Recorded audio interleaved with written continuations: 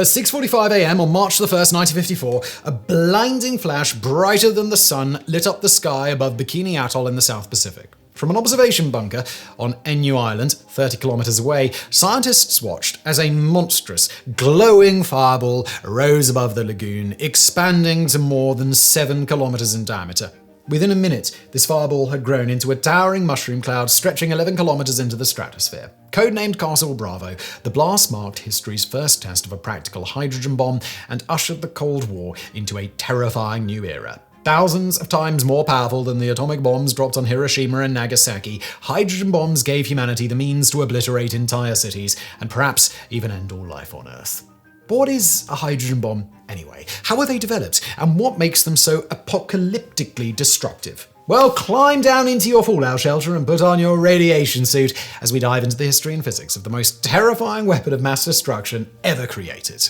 While ordinary nuclear weapons are based on the process of fission, the splitting apart of heavy uranium or plutonium atoms, hydrogen bombs, more correctly known as thermonuclear weapons, exploit the process of fusion, combining lighter hydrogen atoms to form heavier helium atoms. As hydrogen atoms normally repel each other due to electrostatic forces, fusion requires extremely high temperatures and pressures to bring the atoms close enough for the attractive, strong nuclear force to overcome this repulsion and bind the atomic nuclei together. Such conditions are found in the cores of stars, and indeed it is the fusion of hydrogen which keeps them giving off their extreme energy. The process of stellar nuclear synthesis was first worked out in 1937 by German physicist Hans Bethe, who would later play a key role in the Manhattan Project, the wartime effort to develop the first atomic bomb. However, it was one of Bethe's colleagues, Italian physicist Enrico Fermi, who first proposed in September 1941 that a nuclear fission reaction could be used to trigger nuclear fusion and release even greater amounts of energy. This reaction, however, would be different from the light hydrogen fusion found in stars, which is far too slow and requires too much energy to make an effective weapon. Instead, Fermi proposed using the heavy hydrogen isotopes deuterium and tritium, which require less energy to fuse. The easiest fusion reaction to initiate involves the combination of one deuterium and one tritium atom to produce one atom of helium-4, one free neutron, and 17.6 mega-electron volts of energy. The next easiest reaction combines two deuterium atoms to produce one helium-3 atom, one neutron, and 3.268 mega-electron volts of energy. The main advantage of fusion is the significant increase in weapon yield and efficiency that it allows. While regular fission weapons are extraordinarily powerful, there is an upper limit to their explosive yield. This is because there is only a limited period during which the fuel in a weapon's core can undergo fission and be converted into energy before said energy blows the core apart and halts the reaction. While there are several methods for increasing pure fission yield, such as using a larger core, surrounding the core with a heavy lead or uranium shell, or tamper to delay its scattering, or using a neutron source to increase the number of fissions, eventually the weapon becomes too heavy or uses too much costly fuel to be practical. Therefore, the upper limit for pure fission devices is around 700 kilotons. However, not only does fission produce far more energy per unit mass of fuel than fission, but it also generates large numbers of neutrons, which can be directed into the trigger weapon's core to boost the fission process and release even more energy.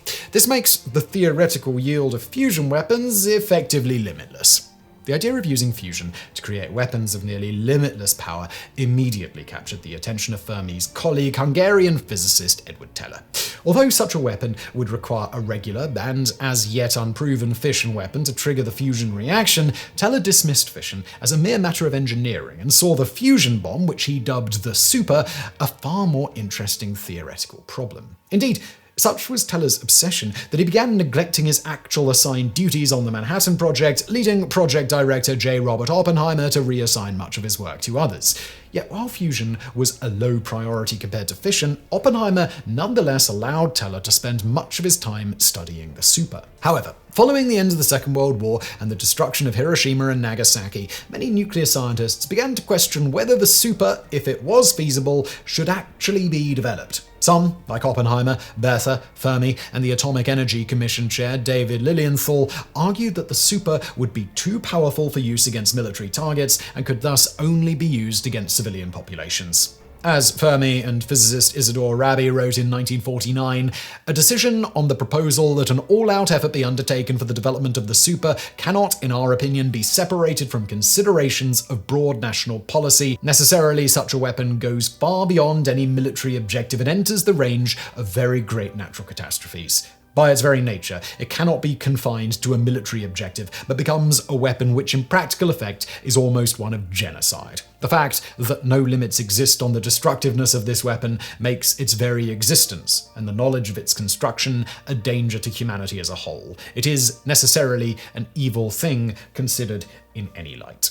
Oppenheimer further emphasized the potentially high cost of developing and building superbombs, arguing that building a large stockpile of smaller tactical fission weapons was a better use of the nation's resources. On the other side of the debate, Edward Teller, along with Ernest Lawrence, Luis Alvarez, and others, argued that the development of the super was inevitable, and that if the United States did not develop it first, then the Soviet Union would. As Teller wrote to Fermi in 1945, "If the development of the super is possible, it is out of our powers to prevent it. All we can do is retard its completion by some years. That any form of international control may be put on a more stable basis by the knowledge of the full extent of the problem that must be solved and of the dangers of a ruthless international competition." The debate raged on until August the 29th, 1949, when the Soviet Union tested its first atomic bomb 5 years ahead of Western predictions. This feat, aided in great part by a network of Soviet spies within the Manhattan Project, shattered the United States' comfortable nuclear monopoly and sent shockwaves through the defense establishment. A month later, on October the 29th, the Atomic Energy Commission convened a special committee of scientists to draw up recommendations regarding the development of the super.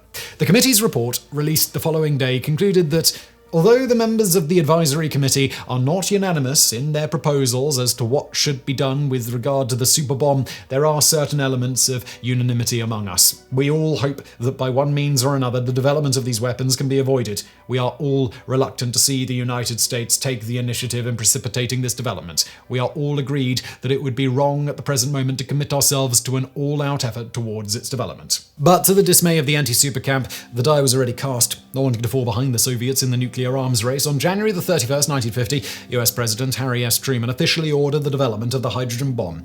Unfortunately, the problem of initiating fusion proved far more difficult than anyone could have imagined. In Enrico Fermi and Edward Teller's original conception of the hydrogen bomb, known as the classical super, deuterium or tritium fusion fuel was either wrapped around the core of a regular fission weapon or layered within it, a configuration Teller dubbed the alarm clock. Teller believed that the tremendous heat produced by the fission reaction would be sufficient to set off a fusion reaction within the fuel. But as Teller's wartime calculations quickly revealed, this was not the case.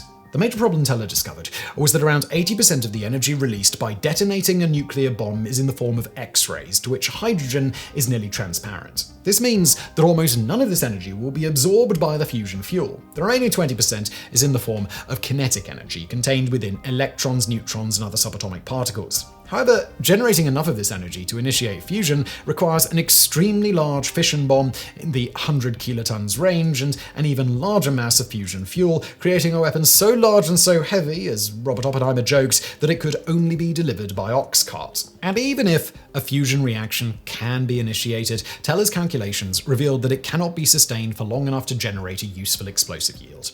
The problem is that successful fusion requires a certain fuel density and temperature.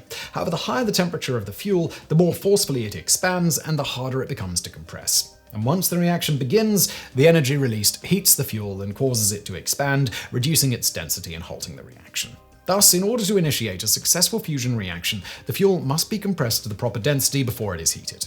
Unfortunately, the kinetic shockwave from the fission detonation is neither powerful nor fast enough to accomplish this. Even worse, the thermal energy generated by the compression of the fuel escapes the weapon at the same rate as it is added, meaning the fuel never accumulates enough energy to ignite a fusion reaction.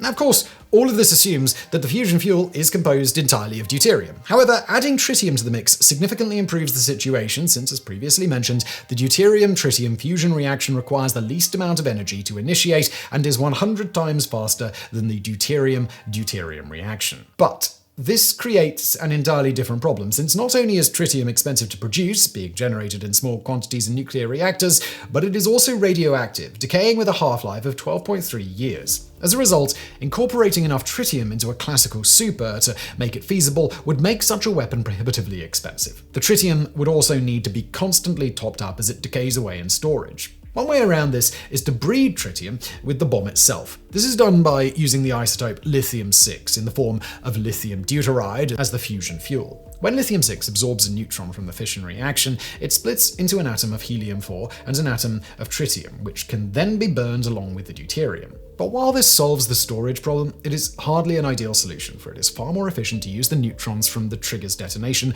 to breed plutonium from uranium, a much more efficient and energetic process than breeding tritium. No matter what Teller and others tried, the super appeared, for all intents and purposes, to be impossible. Then, after years of fruitless calculations and endless dead ends, in 1951, Teller sought the advice of Polish mathematician Stanislaw Ulam, who immediately made a key insight. Within just a few months, the pair presented their groundbreaking solution to the super problem in a paper titled On Heterocatalytic Detonations, Hydrodynamic Lenses and Radiation Mirrors. Teller and Ulam's breakthrough was the principle of radiation implosion, wherein X-rays, rather than heat or shock waves, are used to compress and ignite the fusion fuel. Their bomb design, known to this day as the Teller-Ulam design, consists of two main parts: the primary stage, or trigger, comprising an ordinary fission weapon, and a secondary stage containing the fusion fuel. The second stage consists of a cylindrical metal canister called the radiation case, within which sits a thick cylindrical layer of natural uranium known as a pusher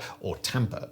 Inside this is a layer of polystyrene foam, and inside this the fusion fuel. And finally, running down the center of the secondary is a cylindrical plutonium rod known as the spark plug. When the primary stage detonates, the X-rays produced are channeled through an interstage into the radiation case, where they are absorbed by the tamper. This heats the outside surface of the tamper to extremely high temperatures, causing that surface to rapidly slough off or ablate. The rapid outwards expansion of this ablated material induces an equal and opposite reaction that causes the tamper to collapse inwards, compressing the fusion fuel. However, due to its relatively large mass, the tamper acts as a thermal barrier, preventing the fuel from being heated too rapidly and allowing it to be compressed to critical density before ignition.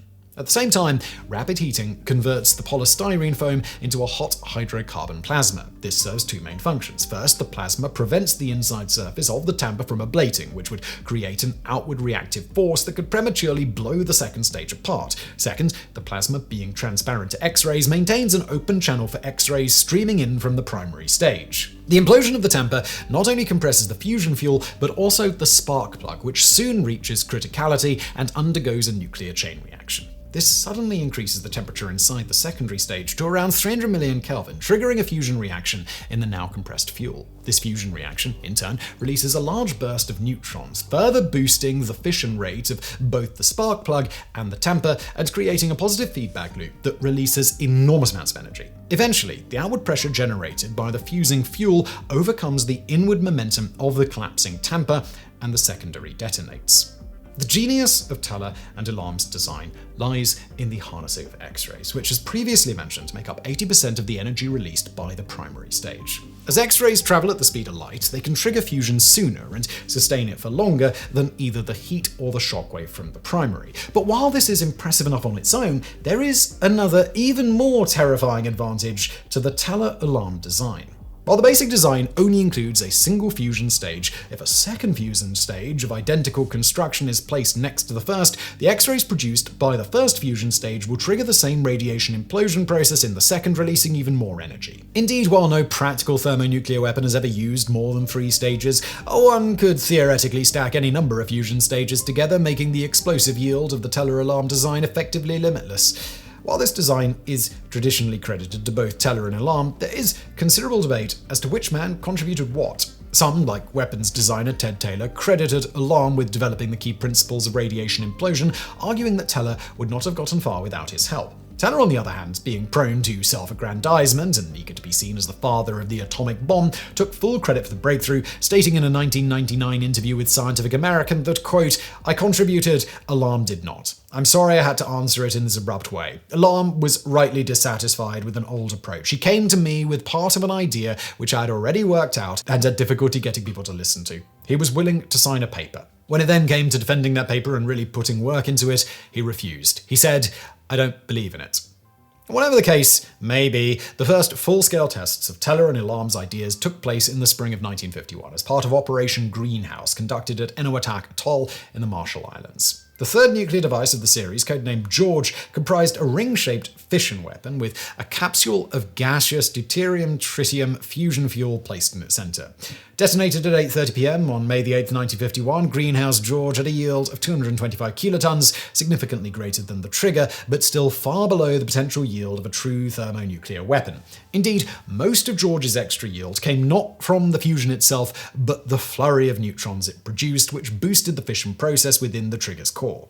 The fourth and final test in the series, codenamed Item, would exploit this effect more fully by injecting a small amount of deuterium-tritium gas into the core of a conventional nuclear weapon just prior to detonation. This resulted in an explosive yield of 45.5 kilotons, about twice that of the original fission weapon.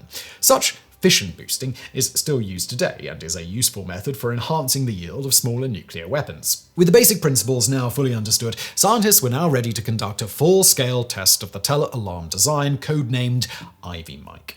As the technology for producing sufficient pure lithium deuteride had not yet been fully perfected, it was decided to use pure liquid deuterium as the fusion fuel. This also simplified the fusion reaction from a physics standpoint, allowing the design to be more easily analyzed. However, as hydrogen liquefies at 20 Kelvin or minus 253 degrees Celsius, this design required the construction of a massive 3,000 kilowatt refrigeration plant and a 50-ton, 1,000-liter Dewar, essentially a giant thermos flask to cool and store the cryogenic deuterium.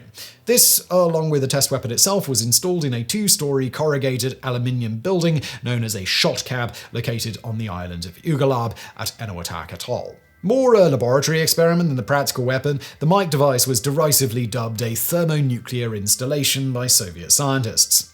To gather vital data from the test, dozens of cameras and other instruments were arranged around Enowatak Atoll. This included an aluminium-coated plywood tunnel filled with helium balloons which stretched 2.7 kilometers along an artificial coral causeway from the shot cab to an unmanned observation station on Boken Island. Known as a Krauss Ogle box, the device provided a free path for the X-rays, gamma rays, and neutrons from the blast to travel to scientific instruments inside the station. Ivy Mike was detonated at 7:15 a.m. on November 1st, 1952. The blast measured at 10.4 megatons and was the largest man-made explosion up to that time, creating a fireball 3.3 kilometers wide and a mushroom cloud 33 kilometers tall, and it completely obliterated the island of Ugalab, leaving behind a crater 2 kilometers in diameter.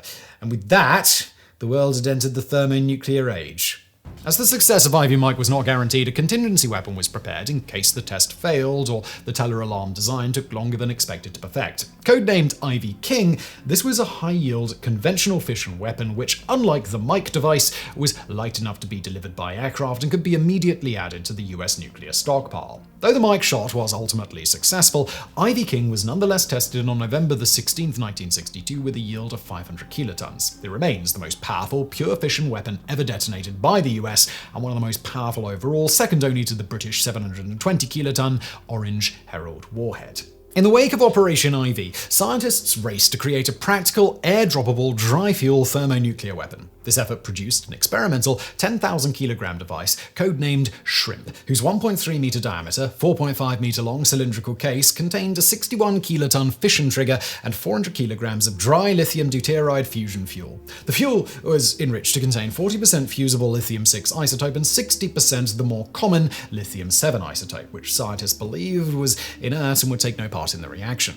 Based on the data obtained from Ivy Mike, the yield of Shrimp was estimated at 5 megatons. Shrimp was tested at the Bravo shot of Operation Castle, conducted at Bikini Atoll in the spring of 1954. Like the Mike device, Shrimp was installed in a metal shot cab on Namu Island and surrounded by an array of scientific instruments, including dozens of high-speed cameras and a 2.3 kilometer long evacuated tunnel or light pipe to channel X-rays and neutron radiation to an unmanned instrument station. Castle Bravo was detonated at 6:45 a.m. on March 1st, 1954. Right from the start, it was clear something had gone horribly wrong. The flash from the detonation was unusually bright, even by the standards of a nuclear weapon, so bright that observers reported seeing the shadows of bones in their hands. And so powerful was the thermal pulse that sailors on ships anchored 20 kilometers away felt like they were being hit with a blowtorch, while the X-rays streamed through the light pipe, incinerating the instrumentation station, creating a second smaller fireball. Meanwhile, the main fireball kept growing and growing and growing until it seemed to engulf the entire lagoon. Buildings and instruments meant to survive the blast were incinerated, and entire islands were swept clean. As the fireball continued to expand to a monstrous 7 kilometers in diameter, one sailor recalled that we soon found ourselves under a large black and orange cloud that seemed to be dropping bright red balls of fire all over the ocean around us. I think many of us expected that we were witnessing the end of the world. Then came the shockwave, which was so powerful it nearly knocked a circling observation aircraft from the sky. On Enu Island, 30 kilometers away from ground zero, the reinforced concrete bunker protecting the bomb's firing party shook so violently that its occupants feared they would be swept into the sea. When the noise of the shock subsided, the observers were presented with the awesome sight of a white mushroom cloud 100 kilometers in diameter and towering 40 kilometers into the sky. The yield of Castle Bravo was measured at an astonishing 15 megatons, triple what scientists had predicted, and 1,000 times more powerful than the bomb that was dropped on Hiroshima. This unexpected increase in yield resulted from a fundamental physics mistake. Scientists had assumed that the lithium-7 isotope, which made up the majority of the fusion fuel, would simply absorb neutrons to form lithiumate and play no part in the fusion reaction. In reality, however, when bombarded by the high-energy neutrons from the primary, the lithium-7 fissioned into an alpha particle, a neutron, and a nucleus of tritium, generating significantly more fusion fuel and tripling the explosive yield. But the consequences of this miscalculation went far beyond a few destroyed buildings and instruments. The oversized blast carved out a 2-kilometer-wide crater in the lagoon floor, the rock, coral, and water from which was pulverized, drawn up into the fireball, and irradiated. This material then rained back to Earth as vast amounts of highly radioactive fallout. Even worse, the wind suddenly changed directions so that rather than safely blowing north over open ocean, the fallout was instead carried east, creating a 450-kilometer-long radioactive plume that engulfed the Navy support fleet, as well as the inhabited atolls of Rongelap, Alangenai, Uterik, and Ronegik. Unaware of the danger, native Marshallese children played in and even licked the radioactive dust, leading to hundreds of cases of radiation sickness and other health effects. Back on Bikini, the firing crew of Enu found themselves trapped in the bunker by the fallout, forcing them to seal themselves inside for hours until a helicopter could be dispatched to rescue them. When it finally arrived, the crew ran out of the bunker holding blankets over their heads to prevent fallout from contaminating their bodies. Also caught in the fallout plume was the Daigo Fukura Maru, or Lucky Dragon No. 5, a Japanese fishing boat that was supposed to be outside the official exclusion zone. Blanketed in fine radioactive dust, the ship's crew suffered severe burns and radiation sickness, with the radio operator dying later from his injuries. This incident severely strained diplomatic relations between the United States and the Japanese, who likened the disaster to a second Hiroshima and Nagasaki. In the wake of Castle Bravo, the US military expanded the exclusion zone around the Pacific Proving Grounds to nearly 1.5 million square kilometers. However, this only served to disrupt the Japanese fishing industry, further escalating tensions. Within 48 hours of the Castle Bravo test, the US military evacuated the inhabitants of Rongelap, Rongerik, and Alaganea and Ulterik to Kwajalein Atoll. However, this proved too little too late for many Marshallese, especially the inhabitants of Rongelap, who received high doses of radiation and began suffering from high rates of thyroid and cervical cancer, as well as birth defects and other chronic health problems. In 1957, the US government declared Rongelap safe for human habitation and allowed 82 people to return. Unfortunately, many staple food items like arrowroot, coconuts, and fish were found to be heavily contaminated with plutonium and other radioactive isotopes, causing further long-term health problems. But while the inhabitants of Rongelap appealed to the US government to evacuate them back to Kwajalein, these pleas fell on deaf ears. This, along with the 1957 declaration by the US Atomic Energy Commission that, quote, the habitation of these people on the island will afford most valuable ecological radiation data on human beings. This led to widespread speculation that the inhabitants were being deliberately kept on Rongelap as radiation guinea pigs. Finally, in May 1985, international environmental organization Greenpeace launched Operation Exodus, using their flagship, the Rainbow Warrior, to relocate all 300 islanders and 100 tons of building materials to the islands of Mejato and Ebai, 180 kilometers away. The following year, the US government approved the creation of a $150 million trust fund to pay compensation to the Marshallese victims of the Castle Bravo disaster. This fund, however, was quickly depleted, and despite repeated calls for the amount to be increased, in both 2005 and 2012, the US government asserted that it had paid sufficient compensation to the Marshallese and had no legal responsibility to pay more. The former inhabitants of Rongelap and other atolls contaminated by Castle Bravo remain in exile to this day, wondering when they will finally be able to return to their ancestral homes. Meanwhile, the US government agreed to pay more than $15 million in compensation to the crew of the Daigo Fukuura Maru and their families, renormalizing relations between the United States and Japan. However, the Castle Bravo incident proved deeply traumatizing to the Japanese people, so much so that it inspired filmmaker Ishiro Honda to write and direct a film about the looming danger of nuclear annihilation, symbolized by a giant radioactive reptile rampaging across Japan. You might know it better as Godzilla. Fallout from Castle Bravo drifted around the world, being detected as far afield as Australia, Europe, and the United States. But while this attracted international outrage and calls to ban further development of thermonuclear weapons, the strategic demands of the ever-escalating Cold War pushed the US government to press on with the hydrogen bomb project. As with the earlier Ivy Mike test, scientists prepared a contingency weapon to provide stopgap thermonuclear capability in case the dry fuel bomb took longer than expected to perfect. Known as the Mark 16 or Jughead, the bomb was effectively a scaled-down version of the Mike device, using cryogenic liquid deuterium as its fuel. Measuring 1.5 meters in diameter and 7.5 meters long, weighing 19,000 kilograms and with an estimated yield of 5 megatons, the Mark 16 could only be carried by a specially modified Convair B-36 Peacemaker strategic bomber fitted with dwarf flasks to keep the deuterium topped up. However, the success of Castle Bravo made the cumbersome weapon unnecessary, and it was withdrawn from the US stockpile after only a few months. The first proper thermonuclear device to be officially developed by the United States was instead the Mark 14 bomb, which was first tested on April 26, 1954 in the Castle Union shot with a yield of 7 megatons. However, the Mark 14 secondary stage was fueled by 95% enriched lithium-6 deuteride, which was extremely expensive to refine. Since the Castle Bravo shot had demonstrated that the much cheaper lithium-7 isotope was just as effective, only 5 Mark 14s were built and deployed before being replaced in 1956 by the 15-megaton Mark 17 and Mark 24, the world's first mass-produced thermonuclear weapons. The urgency with which these weapons were deployed was a response to alarming developments in Soviet nuclear technology. On August 12, 1953, 9 months after Ivy Mike but 7 months before Castle Bravo, the Soviets detonated a 400-kiloton device codenamed RDS-6S at the Semipalatinsk test site in Kazakhstan. The Soviet government announced that the device was a dry thermonuclear weapon which, unlike the building-sized Ivy Mike, was small enough to be carried by an aircraft. But while this supposed tipping of the thermonuclear scales alarmed US military planners,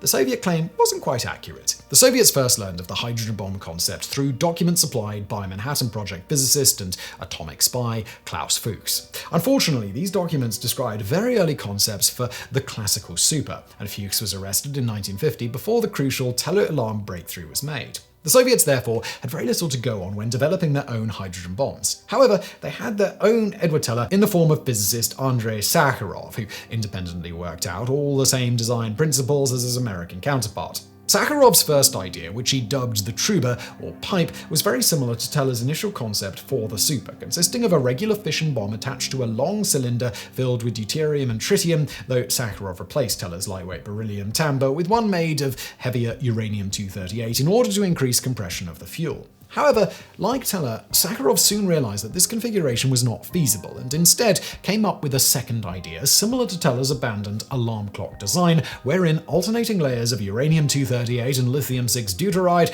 were wrapped around a fission bomb's core. Dubbed Sloika after a type of Russian layer cake, it was this design, and not a proper thermonuclear weapon, which was detonated in the 1953 RDS-6S test. Nonetheless, Sloika allowed the 40-kiloton yield of the primary to be boosted tenfold, giving the Soviets a powerful and, more importantly, deployable new weapon. But while a step in the right direction, the Sloika design was bulky and could not be scaled up further. But Sakharov soon discovered the principle of staged radiation implosion and developed his third idea, effectively a version of the Teller alarm design. The first true Soviet nuclear weapon, codenamed RDS-37, was tested on November 22, 1955, with a yield of 1.6 megatons. The Soviets had finally caught up with the Americans in the thermonuclear waste. What followed was an intense 3-year period of testing in which the United States and the Soviet Union detonated a total of 177 nuclear warheads, 40 of them thermonuclear. This period also saw the United Kingdom become a thermonuclear power, detonating its first hydrogen bomb, codenamed Grapple X, over Christmas Island in the South Pacific on November 8, 1957. All this atmospheric testing, however, raised public fears over the possible global effects of fallout, especially when high levels of the radioactive isotope strontium-90 were detected in milk and baby teeth across the United States. This prompted Nobel laureate Linus Pauling and 9,000 scientists across 43 countries to sign a petition calling for the end of nuclear testing. While Edward Teller and others tried to downplay the fallout risk, in October 1958, the United States, Soviet Union, and United Kingdom agreed on a moratorium on atmospheric nuclear testing. Instead, testing moved underground, with the United States conducting its first underground weapons test, codenamed Plum Bob Rainer, on September 19, 1957 at the Nevada test site. But if anti-nuclear activists hoped that the moratorium would immediately lead to a comprehensive test ban or a reduction in nuclear weapon stockpiles, they were bitterly disappointed. Throughout the moratorium, both American and Soviet nuclear stockpiles continued to grow, while innovation in warhead size, yield, and efficiency stagnated due to a lack of testing. It was only a matter of time before that uneasy truce was broken. In the end, it was the Soviets who broke the moratorium in the most spectacular fashion possible. On July 10, 1961, Soviet leader Nikita Khrushchev summoned Andrei Sakharov and other nuclear physicists to the Kremlin and instructed them to resume nuclear testing in the fall. Sakharov, who by now harbored serious doubts as to the morality of thermonuclear weapons, protested that further testing was not necessary, as he and his colleagues had already learned all they needed to know about nuclear weapons design. Khrushchev was furious, barking that, "Sakharov, don't try to tell us what to do or how to behave. We understand politics. I'd be a jellyfish and not chairman of the Council of Ministers if I listened to people like Sakharov." In reality, Khrushchev was in a delicate political position. Not only had he just survived an attempted coup by pro-Stalinist hardliners, but the Soviet Union lagged far behind the United States in its nuclear arsenal. The resumption of nuclear testing was Khrushchev's attempt to look strong to both his countrymen and on a world stage. Thus, it was to his delight that one of the physicists in the meeting suggested building and testing a 100 megaton bomb as the ultimate demonstration of Soviet nuclear power. Khrushchev immediately seized upon the idea, declaring, "Let the 100 megaton bomb hang over the capitalists like a sword of Damocles." Though officially designated Product 602, the 100 megaton bomb later became known as the Tsar Bomba, or Emperor Bomb, in the tradition of other giant Russian objects like the giant bronze Tsar's Pushka cannon and the Tsar Kolokhel bell on display at the Kremlin. 2 meters in diameter, 8 meters long, and weighing 27,000 kilograms, the Tsar Bomba could only be carried by a specially modified Tupolev Tu-95 Bear strategic bomber, which had its bomb bay doors removed, so the bomb hung mostly out of the fuselage. The bomb was a 3-stage device, with a combination first and second fusion stage on one side of the fission primary and a third stage on the other side, each module containing 50 megatons of energy for a total of 100 megatons. Sakharov, however, soon grew concerned about the massive amounts of fallout the bomb would produce and ordered the uranium tamper in the third stage to be replaced with one made of inert lead, cutting the yield in half. Khrushchev revealed the existence of the Tsar Bomba on October 17, 1961 in a speech to the 22nd Congress of the Communist Party, announcing,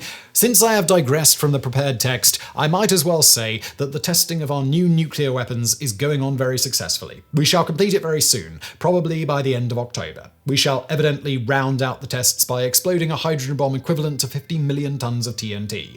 We have said that we have a bomb as powerful as 100 million tons of TNT, and we have it too. But we are not going to explode it because even if exploded in the remotest of places, we're likely to break our own windows. We will therefore not do it yet. But by exploding the 50 million bomb, we shall test the triggering device of the 100 million one. However, God grant, as people said in the old days, that we never have to explode these bombs over any territory.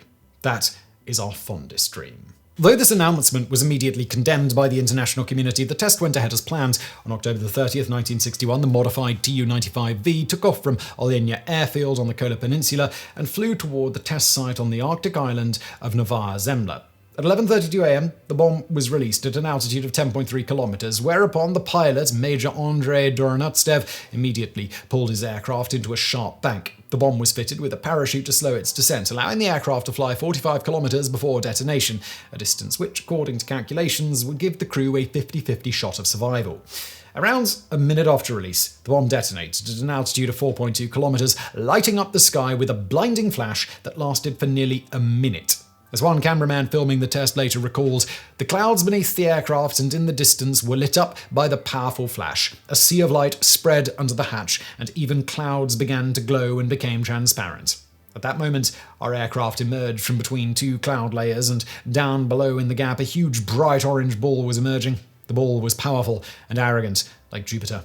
Slowly and silently it crept upwards, having broken through the thick layer of clouds. It kept growing. It seemed to suck the whole Earth into it. The spectacle was fantastic, unreal, supernatural. Another witness remarked that it was as if the Earth was killed. Within seconds, the fireball expanded to nearly 10 kilometers in diameter, large enough to engulf all of Midtown and downtown Manhattan, but it was prevented from reaching the ground by its own reflected shockwave. The shockwave caught up to the Tu-95V at a distance of 115 kilometers, causing it to drop a kilometer in altitude. However, the aircraft survived and made a safe landing back in Alenia. 10 minutes later, the fireball had given way to an enormous mushroom cloud, 96 kilometers in diameter and 67 kilometers tall. At 58 megatons, it was the largest man-made explosion in history. The flash was observed more than 1,000 kilometers away in Norway, Greenland, and Alaska. The mushroom cloud could be seen 800 kilometers from ground zero, and the shockwave shattered windows 780 kilometers away. Even before the test's success was officially announced, it was detected by seismographs and other instruments all over the world, the seismic and atmospheric pressure waves from the blast having circled the globe 3 times. Interestingly, the Tsar Bomba was also one of the cleanest nuclear weapons ever tested, with 97% of the total yield coming from nuclear fusion alone.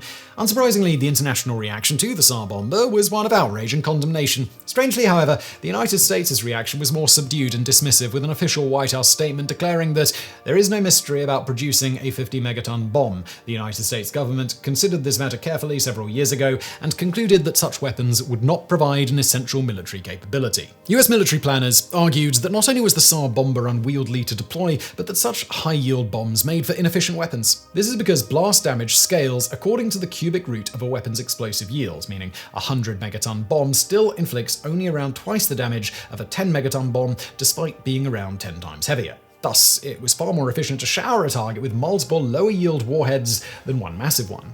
Yet despite such dismissive statements, in the wake of the Tsar Bomba test, the United States seriously considered developing its own high-yield bombs to attack deeply buried targets like mountain command bunkers. This led to the development of the Big Test Vehicle, or BTV, and the Flashback, which were even larger than the Tsar Bomber and had planned yields of between 50 and 100 megatons. However, no realistic role could be found for such monster weapons, and both projects were quickly cancelled. To date, the most powerful nuclear weapon ever deployed by the United States is the Mark 41 bomb, which was introduced in 1961 and had a nominal yield of 23 megatons. While the Tsar Bomba heralded the resumption of atmospheric nuclear testing, this period was thankfully short-lived. In the wake of the 1962 Cuban Missile Crisis, which brought the world to the brink of nuclear Armageddon, on August 5, 1963, the US, Soviet Union, and UK signed the Partial Nuclear Test Ban Treaty, banning all nuclear testing on the ground, underwater, and in space. Underground testing, however, does continue to this day.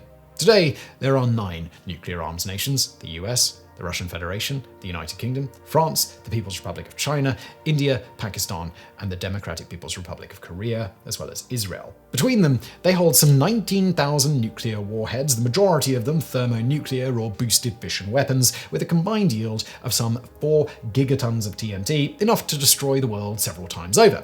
On witnessing the test of the first atomic bomb, J. Robert Oppenheimer famously is said to have declared, "Now I am become death, the destroyer of worlds." But it was Edward Teller, Andrei Sakharov, and all the others who cracked the secret of the hydrogen bomb who truly gave mankind the power to destroy themselves, a power we'll hopefully never use.